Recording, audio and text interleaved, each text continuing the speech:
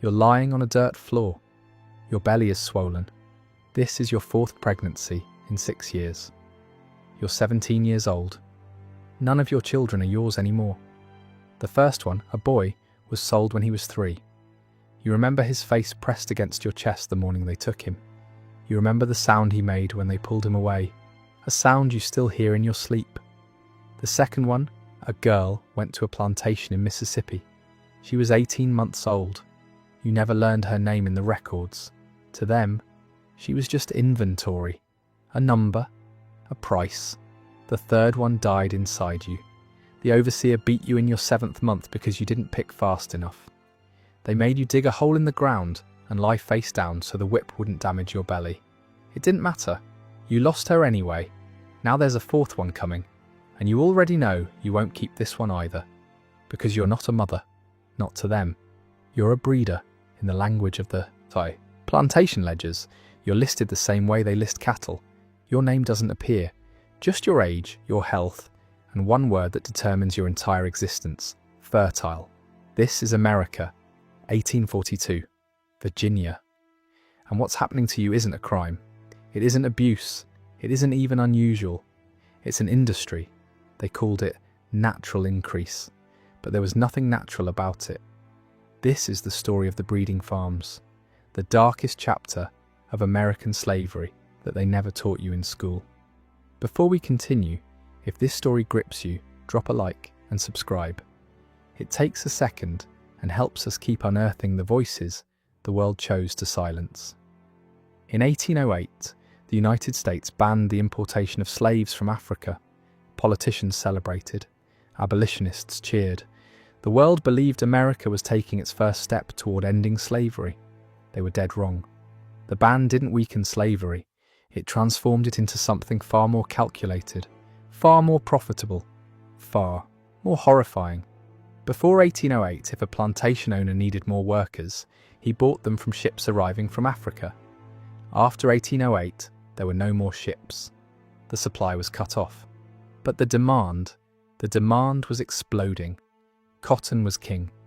The invention of the cotton gin had turned the Deep South into an agricultural gold mine. Mississippi, Alabama, Louisiana, Texas, they needed bodies. Hundreds of thousands of bodies to work fields that stretched to the horizon. So the Upper South found a new cash crop, not tobacco, not wheat. People. Virginia, Maryland, Kentucky. These states stopped growing crops and started growing slaves. Thomas Jefferson himself bragged that the birth of black children was increasing Virginia's capital stock by 4% annually. Read that again. The 3rd President of the United States, author of All Men Are Created Equal, bragging about human beings, the way a rancher brags about cattle. By 1860, the total value of enslaved people in America was $4 billion, more than all the banks in the country combined, more than all the currency in circulation, more than every railroad and factory put together. Slaves weren't just labor, they were money itself. They were collateral for loans. They were inheritance passed down through generations.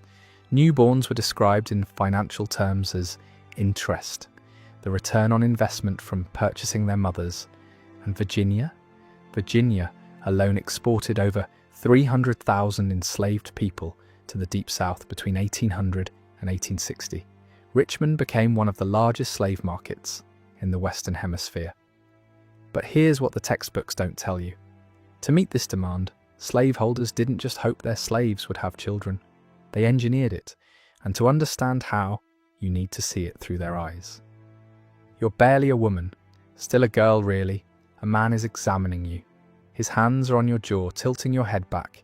He's checking your teeth, the way you check a horse before buying it. He looks at your frame, your build.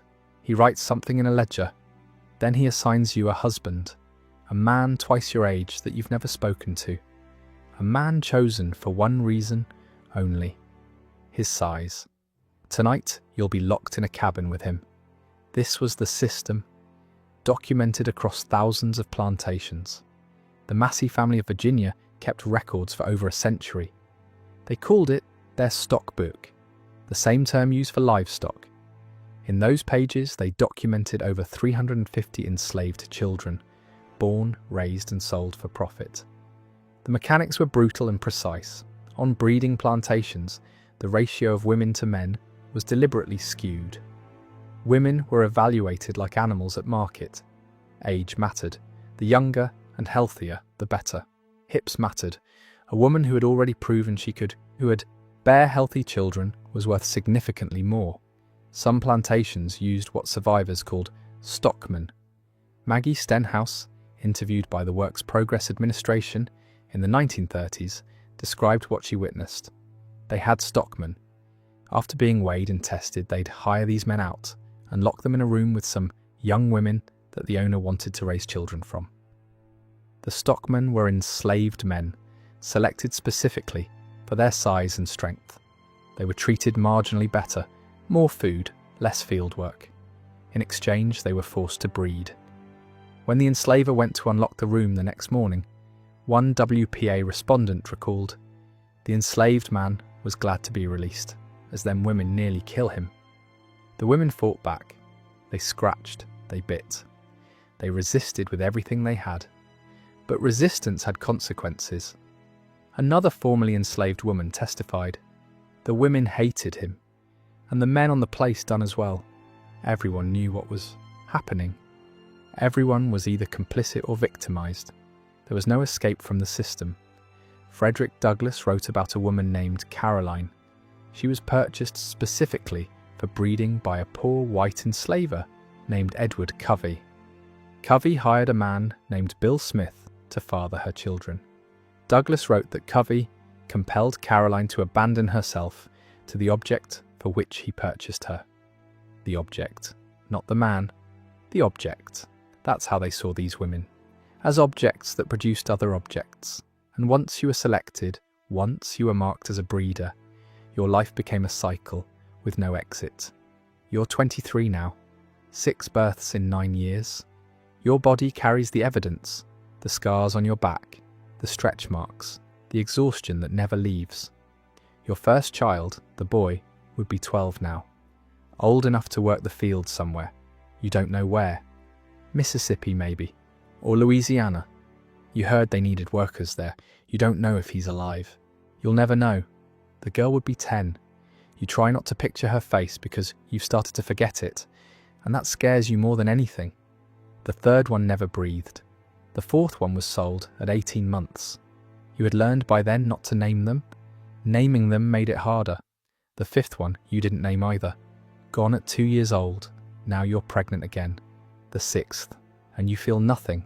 No hope, no fear, just a dull emptiness where something human used to be.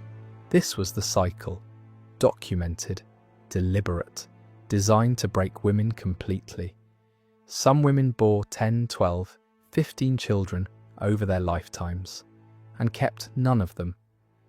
Rose Williams, interviewed decades after emancipation, still carried the weight of what happened to her.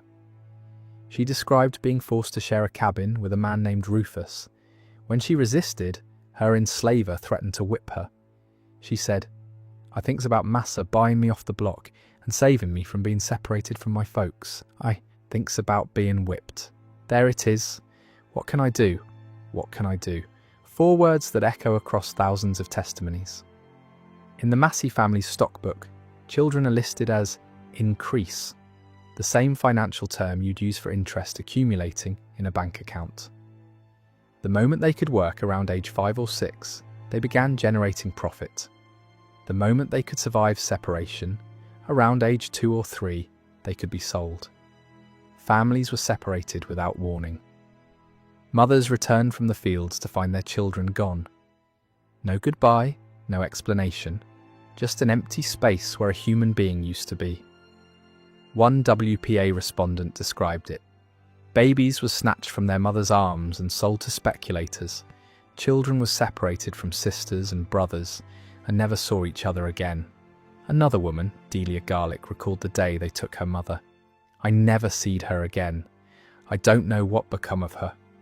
She was just a child when it happened. She spent the rest of her life not knowing." Another said, "I seen her plop right down to a settin' and cry about it. but she allowed they wasn't nothing could be done, 'cause it's the slavery law. The slavery law. As if law made it anything other than what it was. Mass-produced human trafficking, industrialized exploitation, systematic destruction of families for profit. And the men who ran these operations, they weren't hiding in shadows. They were respected businessmen, men like Calvin Smith. Calvin Smith ran one of the most notorious breeding operations in Virginia. His operation housed between 50 and 60 enslaved women at any given time. His specialty? Producing light-skinned children. You see, mulatto slaves sold for premium prices. Lighter skin meant higher status in the slave markets. So Smith used his own slaves to produce biracial children, children that carried his blood. Then he sold them at auction, his own flesh and blood, sold like cattle. This wasn't rumour. This was documented in contemporary accounts. Smith operated openly, his business model known throughout the region. No one stopped him.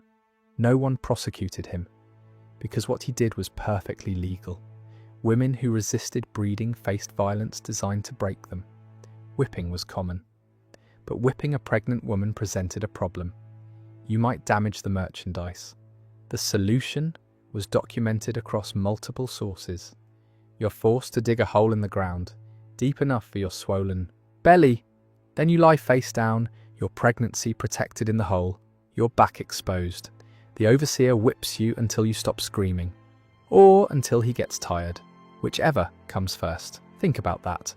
A system so committed to violence that they invented a method to beat pregnant women safely. Safely for the pregnancy, not for the woman. Some women found ways to resist. They chewed cotton root bark, which could cause miscarriage. They took tansy tea. They did what they could to reclaim control over their own bodies. Some went further. Margaret Garner escaped from Kentucky to Ohio in 1856 with her husband and 4 children. When slave catchers surrounded the house, she made an unthinkable choice. She decided her children would never go back to bondage, no matter the cost.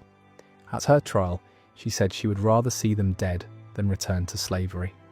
This is the case that Toni Morrison based Beloved on, because some truths are so heavy that only fiction can carry them. Harriet Jacobs, who escaped slavery and wrote one of the most important slave narratives in American history, said that slavery was far more terrible for women. She wrote, "Slavery is terrible for men, but it is far more terrible for women. Superadded to the burden common to all, they have wrongs and sufferings and mortifications peculiarly their own." Mortifications. That's a word that doesn't capture what happened. None of them do. But if you want to understand the full horror, you have to see where it all led. Where these women ended up after the breeding, after the births, after the beatings. The auction block. You're standing on an auction block in Richmond. You're standing exposed. Buyers are examining you, squeezing your arms, checking your teeth, feeling your frame. One of them asks if you've had children before. The auctioneer says yes, 3, all healthy. That makes you more valuable. The bidding starts. You stand there while men argue about your price. They talk about you like you're not there, like you can't hear them, like you're furniture. One man says you look strong. Another says your hips are good for bearing. A third asks the auctioneer if you've ever tried to run. You haven't, but you've thought about it every single day. The hammer falls, you're sold, you don't know who bought you, you don't know where you're going, you just know that everything you've ever known is gone. Richmond was one of the largest slave markets in the Western Hemisphere. Some estimates say the city processed 10,000 to 20,000 slaves during peak years. The streets were lined with slave jails, holding pens where human beings waited to be sold. Lumpkin's Jail, the Devil's Half Acre, names that told you exactly what kind of place this was. And there were categories, just like cattle at a livestock auction. Primefield hands were young men in peak physical condition. Breeding women were females who had proven they could bear healthy children. And then there were the fancy girls, young women, often light-skinned, sold to wealthy buyers for purposes that had nothing to do with fieldwork. They went for the highest prices, sometimes double or triple what a field hand would bring. The domestic slave trade moved 1 million enslaved people from the Upper South to the Deep South between 1790 and 1860. Historians call it the Second Middle Passage. 1 million people, marched in chains, packed into boats, transported in wagons, from Virginia to Mississippi, from Maryland to Louisiana, from Kentucky to Texas. Roughly half of all those transported were separated from their spouses.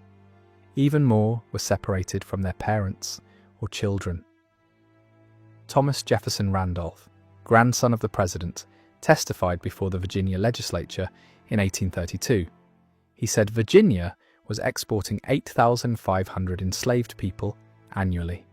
His exact words, "It is a practice and an increasing practice in parts of Virginia to rear slaves for market. To rear slaves for market, like livestock." James Golson, a Virginia legislator, compared the rights of slaveholders to the owner of brood mares.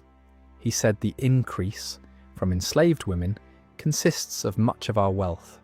These weren't fringe opinions. These were mainstream views expressed openly in state legislatures. The system had its own vocabulary: breeding, stock, increase, natural reproduction. Fancy girls, stockmen, every word a euphemism. Every euphemism hiding something monstrous. And then, one day, it ended. Drop a comment. Do you think this history was hidden on purpose or just forgotten? The Emancipation Proclamation came in 1863, the 13th Amendment in 1865. Slavery ended, but the silence began. The breeding farms were never prosecuted. Calvin Smith never faced justice. The Massey family kept their land, their wealth, their social standing. The men who built fortunes on human trafficking and forced breeding, they died comfortable, their descendants still prominent. The women who survived, they had no recourse, no reparations, no acknowledgement. Many couldn't even talk about what had happened. The trauma was too deep. The shame, a shame that was never theirs to carry, was too heavy. But some tried to find their children. After emancipation, newspapers across the South filled with advertisements, desperate notices from mothers looking for sons and daughters sold decades earlier. The Lost Friends column in the Southwestern Christian Advocate ran for decades, filled with the same desperate pleas week after week. Sold from Richmond in 1848, a boy named Jacob, about 3 years old. He had a scar on his left cheek. Last seen in Montgomery, Alabama, my daughter Mary. She would be 26 now. She was taken from me when she was nursing. I am looking for my mother, Lucinda. She was sold from Petersburg when I was 7. Any information, gratefully received. Searching for my 4 children, Samuel, Anna, Joseph, and little Mary. Sold to a trader in 1856, I have never stopped looking. These weren't just advertisements, they were open wounds printed on paper. Week after week, year after year, mothers searching for children who had become strangers. Children searching for mothers they could barely remember. Most searches ended in silence. The records were incomplete. Names had been changed. People had moved, died, disappeared into a country that had never seen them as fully human. Some searched for 20 years, 30 years, until the day they died. 4 million enslaved people by 1860. Only 400,000 originally transported from Africa. Where did the other 3.6 million come from? They were born, deliberately, systematically, on American soil. Their mothers were not mothers. They were production facilities. Their fathers were sometimes strangers forced into the same room. Sometimes the enslavers themselves. Sometimes overseers exercising the power that came with their position. Their births were not celebrations. They were transactions. And their lives belonged to someone else from their very first breath. This history doesn't appear in most textbooks. It wasn't taught in most schools. For over a century, it was treated as an uncomfortable footnote when it was mentioned at all. But the evidence exists. The WPA narratives, the plantation records, the stock books, the bills of sale, the lost friends columns filled with names that were never answered. The truth was always there. America just chose not to look at it. But we're looking now. The woman on the dirt floor. She was real. Maybe not one woman, but thousands like her. Women who were never meant to be remembered. Women who existed in records only as numbers, as prices, as breeding stock. She might have lived her entire life on a Virginia plantation, giving birth every year or two until her body couldn't anymore. Then sold south to work cotton fields until she dropped. She might have watched 10 children disappear, one by one, never knowing where they went, never knowing their names after they left.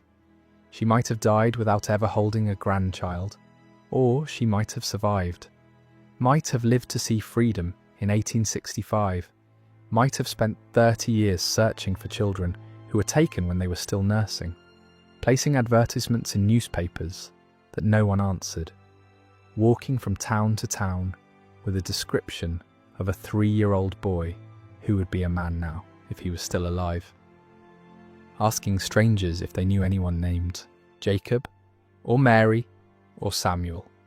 Most never found them. That's what the breeding farms produced. Not just slaves for the cotton fields, not just profit for the planters, generations of broken families, millions of children who never knew their mothers, millions of mothers who never stopped searching. A wound so deep that it echoes through generations. 4 million enslaved people by 1860. Every single one of them came from a woman who had no say in their birth. Every single one of them had a mother who loved them. Every single one of them was somebody's child. And most of them died without ever being reunited. The breeding farms didn't just produce slaves, they produced ghosts, millions of them, wandering through history with no names, no graves, no monuments, until now. Remember them. This is Crown and Dagger. We don't sanitize the past, we show you what actually happened. If this story mattered to you, if you believe these women deserve to be remembered, like and subscribe. More stories like this coming soon.